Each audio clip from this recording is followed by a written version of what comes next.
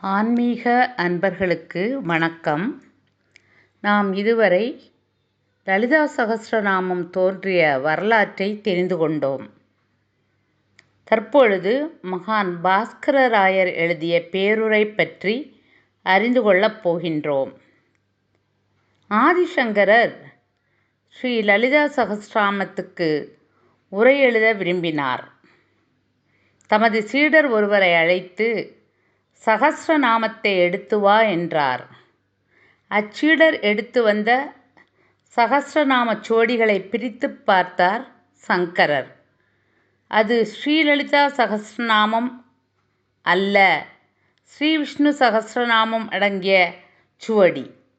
சங்கரர் சீடரை பார்த்து, இதுவல்ல, அம்பிகையின் சகஸ்ரநாமத்தை எடுத்து வா என்றார்.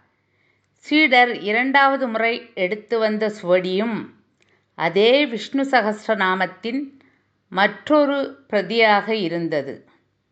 சங்கரர் சற்று கண்மூடி தியானித்தார்.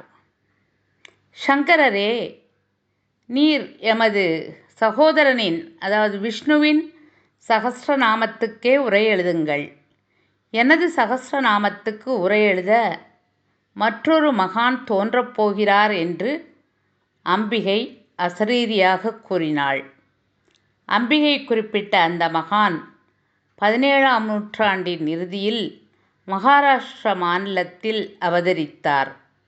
கம்பீரராயர் கோனகாம்பாள் தம்பதியரின் குமாரராகத் தோன்றிய அந்த மகான்தான் ஸ்ரீ பாஸ்கரராயர் ஆவார்.